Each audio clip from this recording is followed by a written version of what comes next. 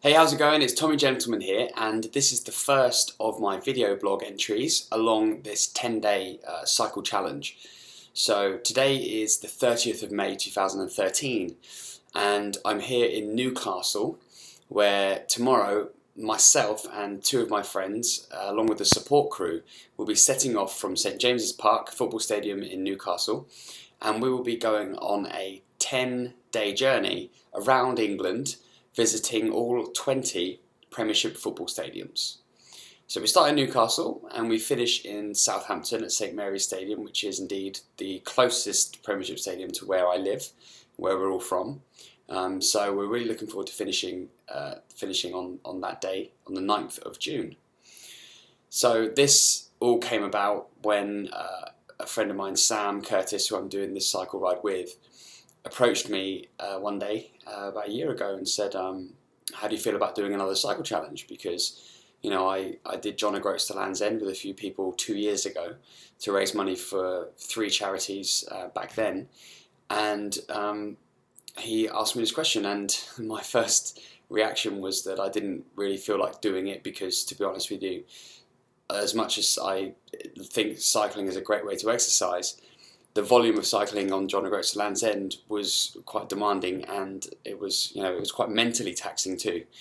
So we figured it out, and I said yes, and so the challenge became it was born that day. We started to plan it, and Sam came up with the route, and Sam's looked into a lot of the logistical side of things. And it worked out around 980 miles that we'll be doing over these 10 days. So we've broken it into 10 days so that we can spend time to stop and have photos at each stadium. And on average, it's going to be about 100 miles a day. There is a spell in this 10-day journey where we actually cycle for 3 days without seeing any stadiums.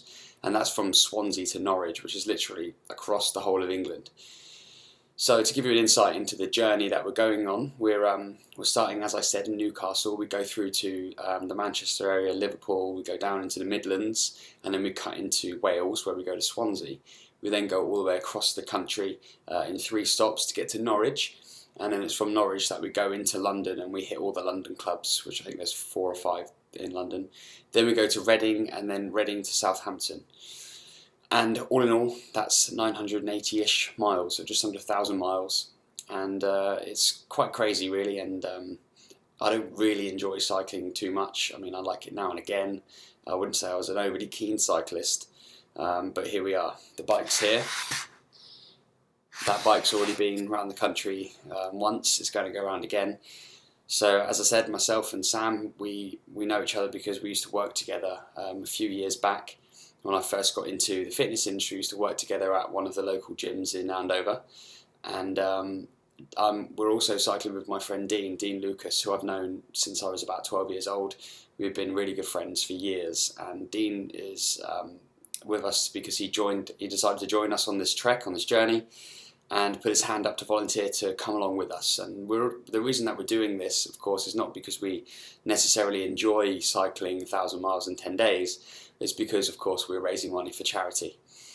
So the charities that we're raising money for, I mean, one that's obviously very close to my heart, the Jamie G Sporting Trust, of which I am a committee member, which provides opportunities for the youth of Andover to get involved with more sport, be more active. We help sports clubs around the local town, around where I live and where I grew up, improve the facilities and help kids do sport, basically.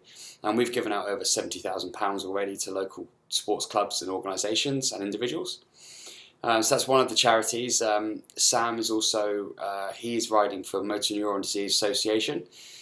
He's riding for this charity, is very close to his heart.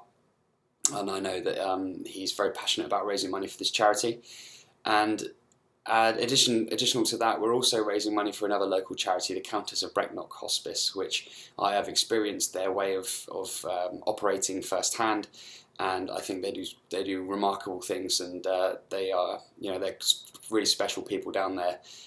So we want to help them out a little bit by raising a bit of money for them as well. So they're the 3 charities that we're raising money for over this colossal 10 days. And I thought it'd be quite good fun to give you a little update on what's going on each day. I did this before with John O'Groats to Land's End and found that it was actually quite therapeutic for me. And occasionally I still watch those videos and relive all those feelings and experiences. So 2 years on from that, here we are, just about to embark on another charity challenge. And it is something that I live my life by, and I think that it is good for people, it's good for you and I to do something that puts us outside of our comfort zone every year or so. And there's a great way of doing that is to raise money for charity. A few years ago I did 3 Peaks Challenge, and that was hard. Then John O'Groats to Land's End, of course, that was tough as well. And now this one here, which is by no means going to be easy.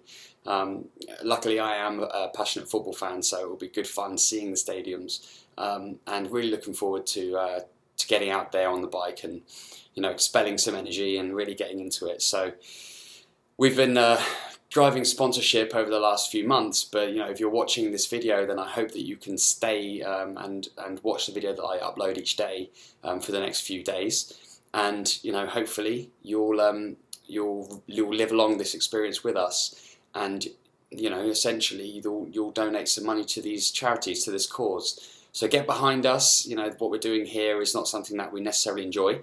All of the costs that have come about with this trip, we have all bared that money ourselves. So all the travel lodges that we're staying in and all of our equipment and everything, we've all bought that ourselves out of our own pocket, because there's no point in doing a charity challenge if you're going to use the money that you raise to go and spend on actually doing it, in my opinion. So there are exceptions, of course, but with this thing here, we've put the money in ourselves. So it's a big commitment. We've taken the time off work as well to do this. So we'd really appreciate if you get behind us and sponsor us and donate a little bit of cash, a little bit of money, because it's essentially going to go to these charities. It's going to be split in percentages to these charities, and a lot of people are going to benefit, a lot of different people in different realms of life in different places, and essentially people are going to benefit from your donation. So you can go to www.charityGiving.co.uk/Premiership, then hyphen in the middle, cycle. Okay, and you can donate. It's very easy. You can do it with your card or whatever you need to do. Now I know that a lot of you who are watching this have said to me that you're going to do this, and you've spoken to me, and I've told you what I'm up to, and you've said that you're going to go and donate. So I'm still waiting for you to go and do that.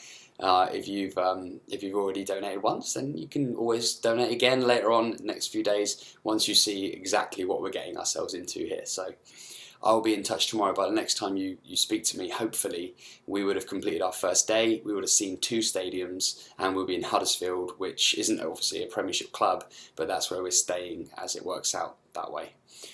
Alright, so that was an 8-minute long video. I hope that you've stayed with me the whole time and listened to what I had to say, but until I see you again, take care, and yeah, please donate everything you can to this cause. Thank you very much. Bye bye.